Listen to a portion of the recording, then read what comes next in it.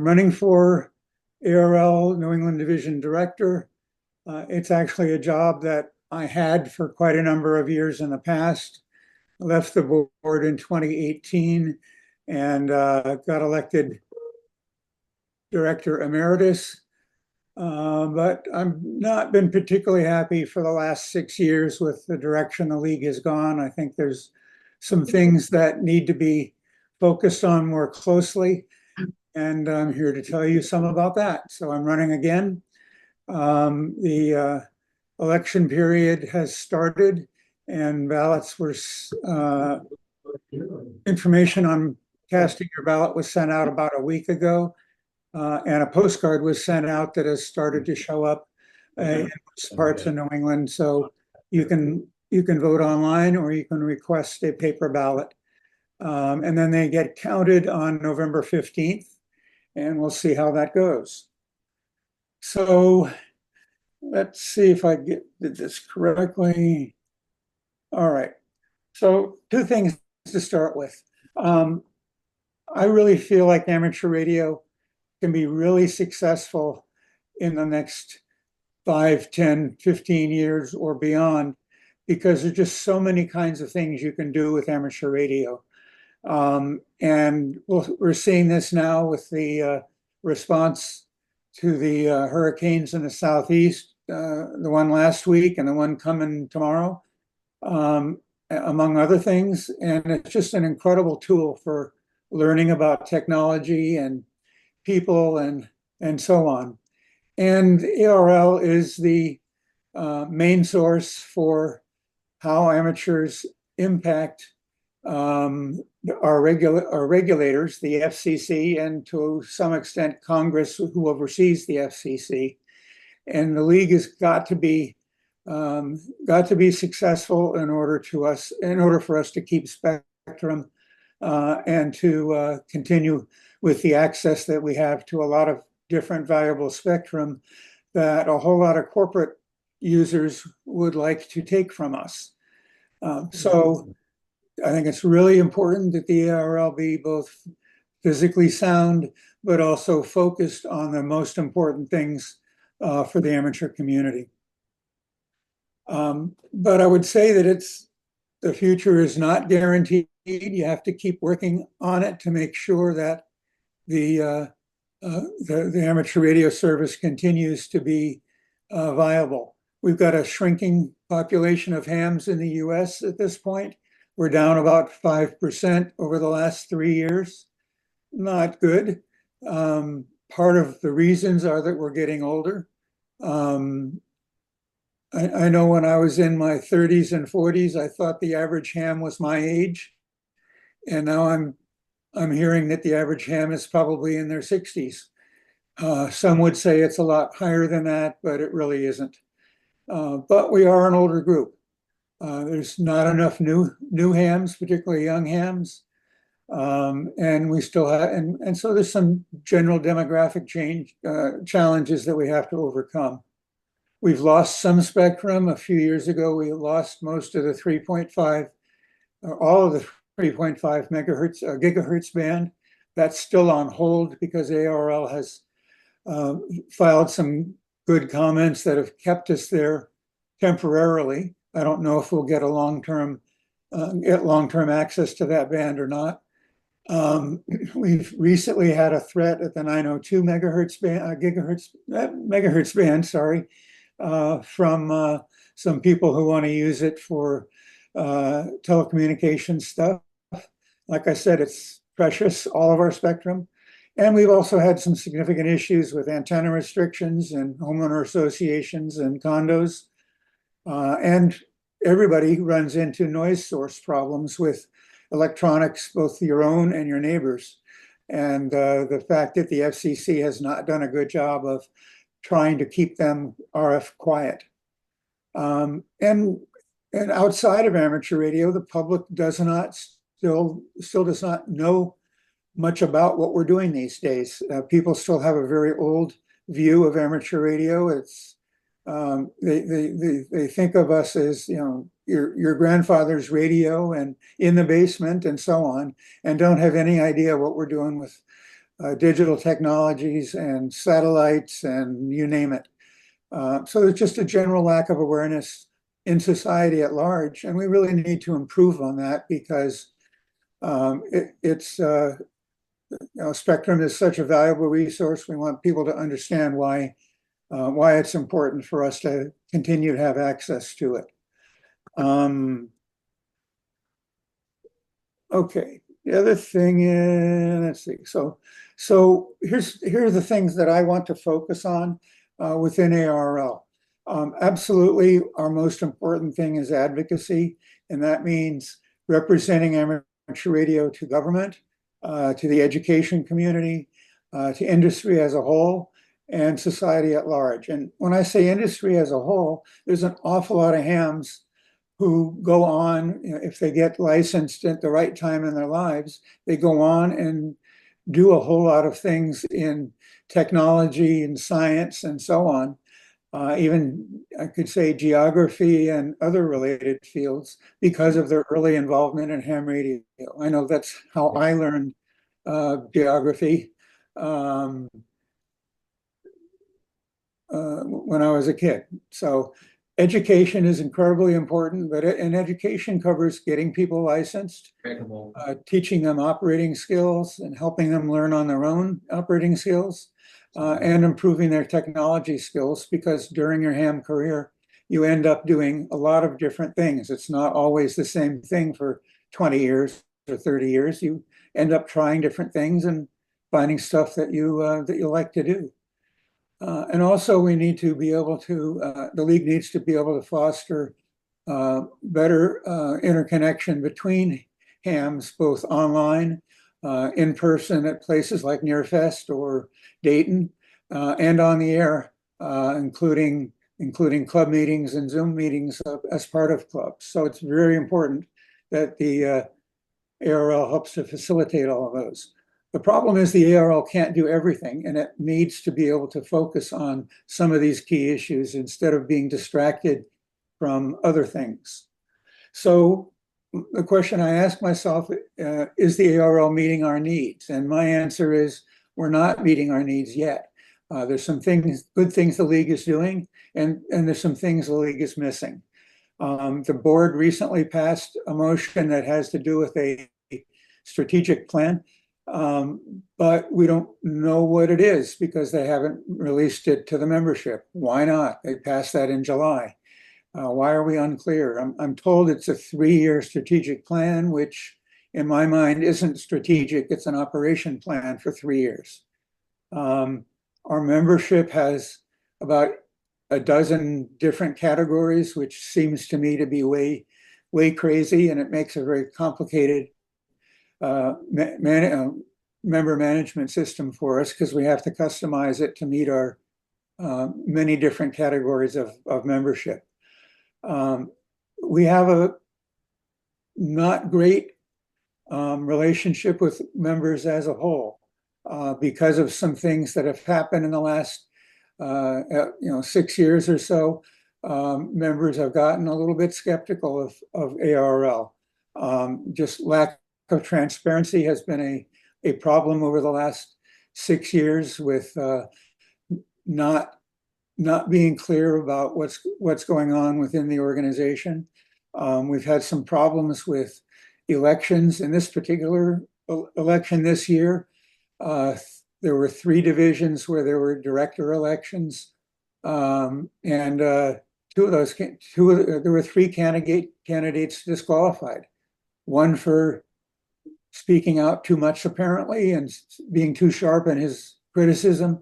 One because there was a question of what division he really lived in, and another because he filed his petition 20-something minutes too late. So transparency is important, and members really haven't been told the details about why some of those people were disqualified. We haven't fulfilled some of the commitments that have been made by the board.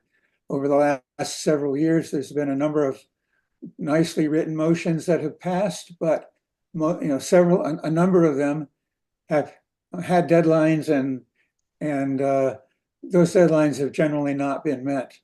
And the quality of programs has suffered. And you can see that just in how we've had some quite significant difficulties with um, with our IT systems starting in May. We've not been very good in working with the FCC. There's a whole lot of things that the FCC has been sitting on for years that the ARRL and others have filed and asked for some updating of regulations for. We've tried a couple times on some legislative initiatives, and those are so far going essentially nowhere. And our public awareness in a general social media is not very good. So we've had declining membership within ARRL. We're down 12,000 members over the last 3 years. That's 8%. That's a lot. In fact, New England Division had 8,700 members 3 years ago, and today it has 7,600. That's a significant decline in just the last 3 years. So to be more direct, I think Fred AB10C has got good intentions, but I think he's not focusing on the right things. We need a real strategy, one that's published, that's inspired, and it's a horizon that's longer than 3 years. We have to have motions and action at board meetings that are just not to look pretty, but to actually accomplish some things. And maybe time will tell how much is accomplished, but so far the list of accomplishments in 6 years has been pretty modest. I think the league handled the dues increase very poorly. The increase was necessary, I believe. But on the other hand, charging an extra $25 for printed QST, particularly for members that had already paid for 1, 2, or 3 years and lost, did not get what they were promised. I'm particularly unhappy with that process. We just haven't focused on the core issues for the organization, and the board. The board as a whole likes amateur radio, likes to do things, and they like to micromanage, but they don't like to focus on keeping the business focused, financially secure, and they need to do more of that rather than working on all the details that staff can do and section managers can do to run some of our core programs. And we need a leader with an open mind and open input from members to listen carefully and make good decisions on how to approach things. That cyber attack that we had in May was really very disabling for the organization. All of the problems are still not resolved. They still don't have current financial data. The ARRL board was not paying attention. We didn't have an IT director for almost all of the last year. The previous IT manager left in July 2023, July or August 2023, and a new one was not hired until about 3 weeks ago. It's terrible not having an IT manager within the organization. It should never take that long to hire somebody. And I think the cyber attack, though it was difficult to deal with, they've done an okay job at dealing with a very bad problem, but I think the communication with members has been much less than I would have expected. So the board needs to do a bunch of things. It needs to bring people together, including members, but including vendors and others related to amateur radio. We need to have much more openness about what's going on with the organization and a lot more listening. We have to be very careful to understand what's happening out in the marketplace, both amateur radio and those that would compete for our frequencies. And we need some real careful care in both planning and budgeting and measuring what we're doing and assessing whether we're doing a good job in the projects that we're taking on. So in the end of that will help us make the organization a lot stronger, both for the public, for our own amateur community, and by the FCC and government, who actually controls the access that we have. Real briefly, I think I've got not too much more time here. One of the things that I did 6 years ago was spend a couple of years trying to find ways to improve the technician license, so it had more than just a VHF view of amateur radio, and we proposed something to the FCC that would let technicians have access to some digital modes on HF, so they could and interact better with the HF MCOM activities. ARRL's petition has had no FCC action in 6 years, and I would say it doesn't appear that there's been any significant ARRL interaction with the FCC to try to move that along. There's a lot of other things pending with the FCC. I'm not going to go through all the detail here, but this is a list of the things that I'm aware of that mostly the FCC has not been dealing with for the last 6 years, and the league needs to push harder on those to move them to conclusion. The homeowner legislation that's in Congress right now is well-intentioned, but it's only got a few sponsors, and it's so far not going anywhere and needs to be pushed along. And I agree, Congress is difficult these days, and so is the FCC to get things through. But we've got lobbyists in Washington that we pay for, and a good FCC experienced attorney that we work with that should be able to do more if the board was to ask for more focus. A couple of things about me. When I got out of college, one of the first things I did was I was a radio operator in Antarctica for a year. That was very eye-opening, and I learned a lot about propagation being there.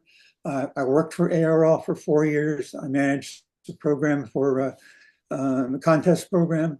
In my personal, in my town community life, I served on a lot of town boards and commissions, and I served as for a term as mayor. I'm on the board of directors of a local newspaper, editorial board, and the Flow Board, a nonprofit newsletter that comes out monthly. I'm very active on the air, both in DXing and contesting.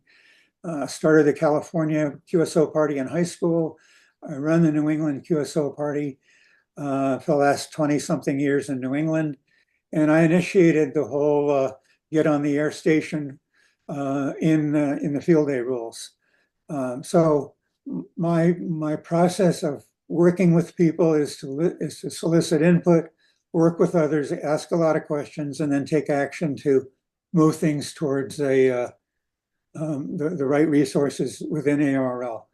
I also organized a bunch of volunteers 10 years ago at the World Radio Sport Team Championship in the Boston area, where I handled 250 volunteers to man the stations, and located 60 locations. So that's my fast talking comments, and I'm happy to take any questions people have.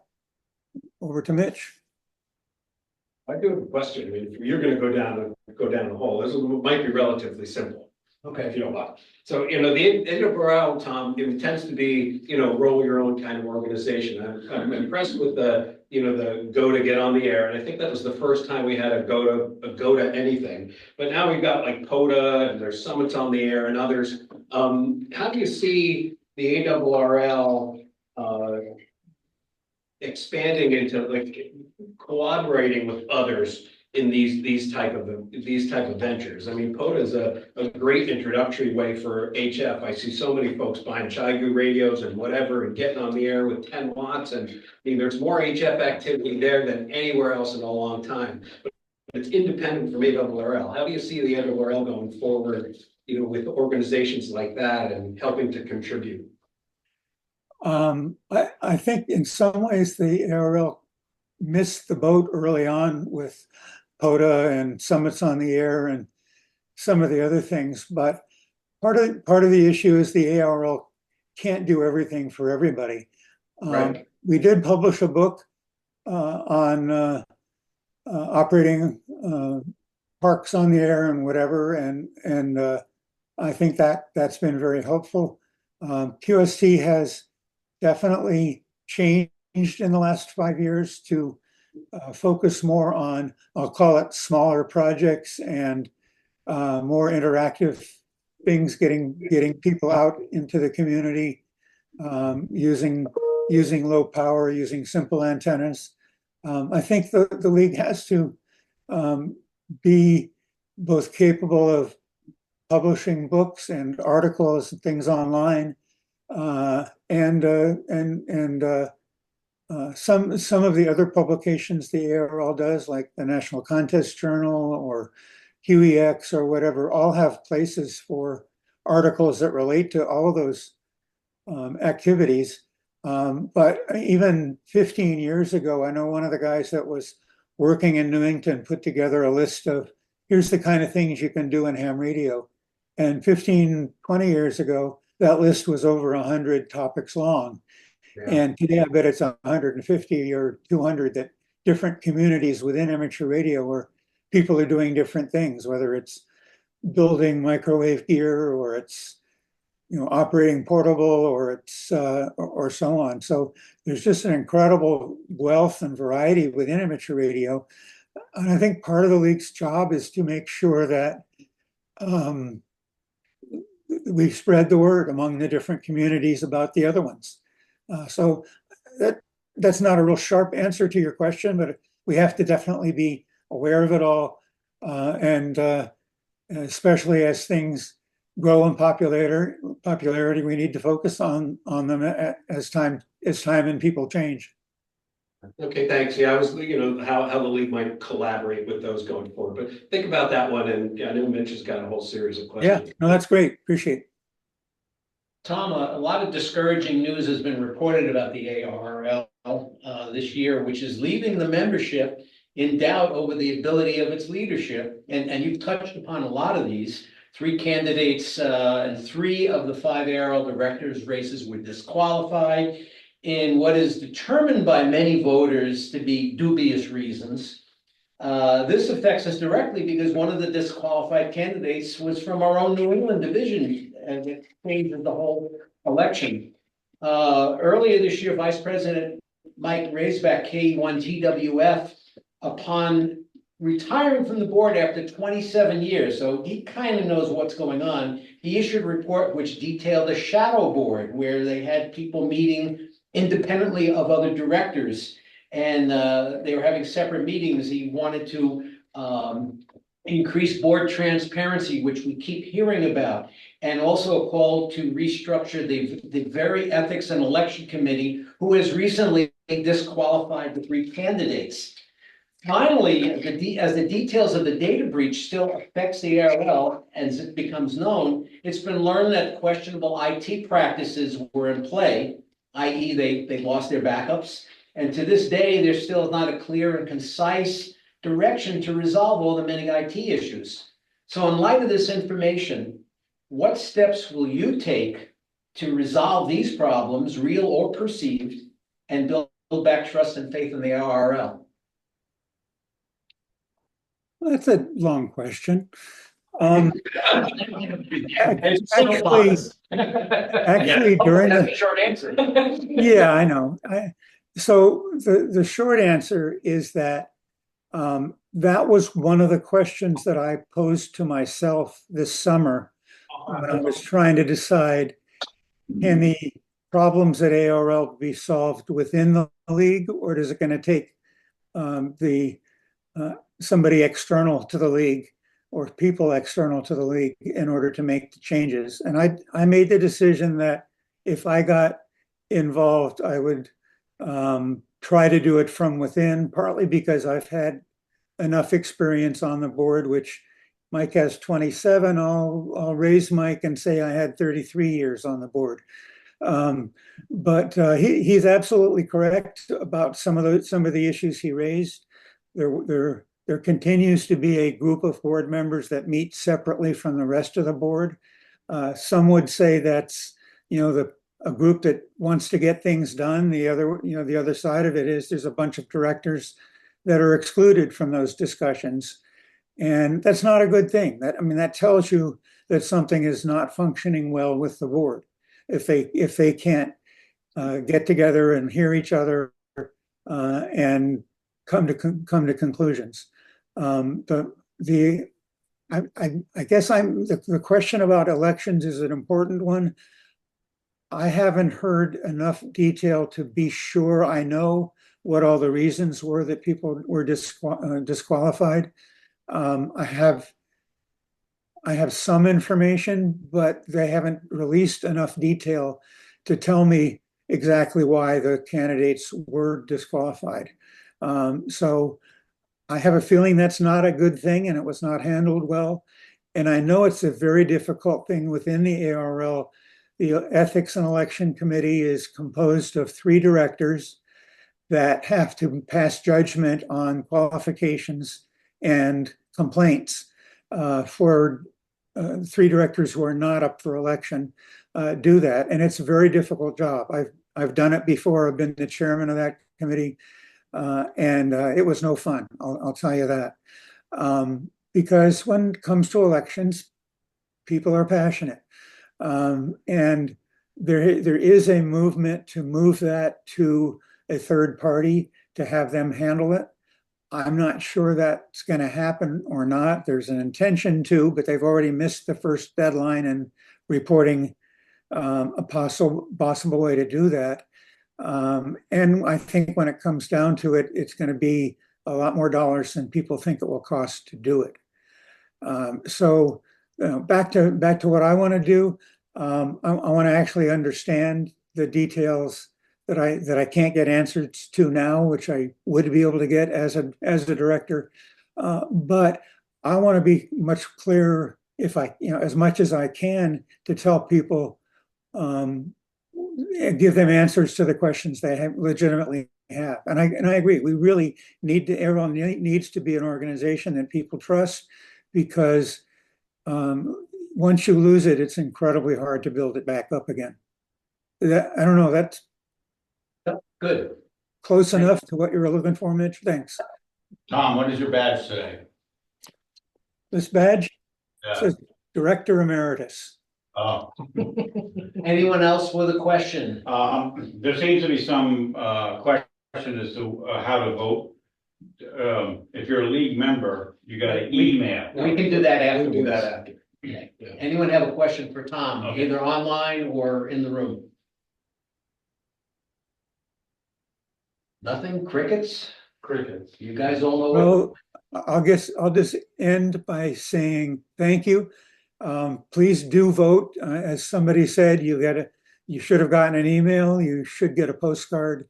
And if you don't in the next week or so, there's a number to call to help resolve it. Thanks very much for listening. I'll put my phone number in the chat here as I leave, and feel free to call or send me an email, and be glad to answer any questions offline. And I thank you guys very much. And Thanks a lot, Tom. Thank you, Tom. Thank you, Tom.